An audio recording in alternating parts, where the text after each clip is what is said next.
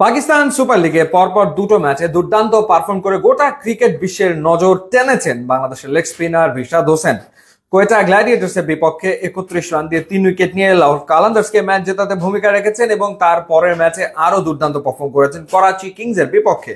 4 over বল করে 26 run দিয়ে সেই ম্যাচেও তিনি 3 উইকেট নিয়েছেন, যার মানে দাঁড়ায় যে 2 ম্যাচ খেলে 6 উইকেট নিয়ে ফেলেছেন রিশাদ হোসেন।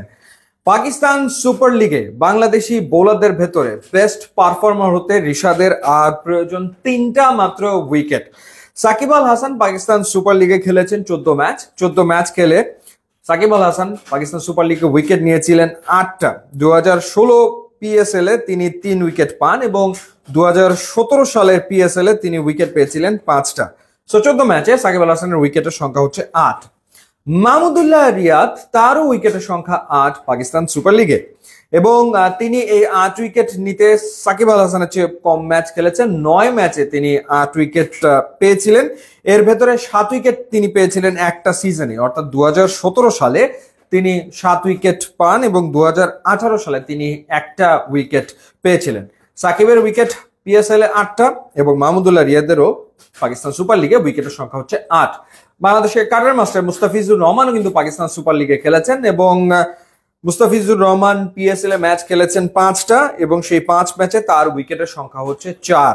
2018 সালে পাকিস্তান সুপার লিগে নাম লিখিয়েছিলেন মুস্তাফিজ এবং সেই সিজনেই তিনি 5 ম্যাচে 4 উইকেট নিয়েছিলেন।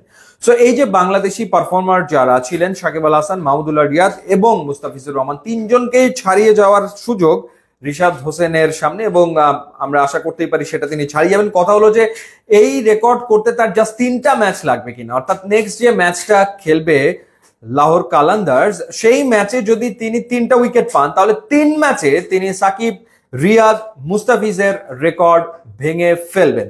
যে ফর্মে তিনি রয়েছেন সবাই আসলে সেই প্রত্যাশা করতেই পারে। এখন দেখা যাক, সেই জন্য আসলে আমাদের ওয়েট করতে হবে, অপেক্ষা করতে হবে 22 এপ্রিল পর্যন্ত।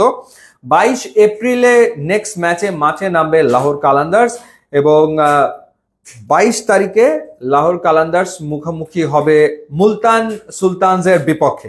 তো সেই ম্যাচে 3 উইকেট পেয়ে গেলে দারুণ এক রেকর্ড করবেন রিশাদ হোসেন। দেখা যাক তিনি সেটা আসলে করতে পারেন কিনা।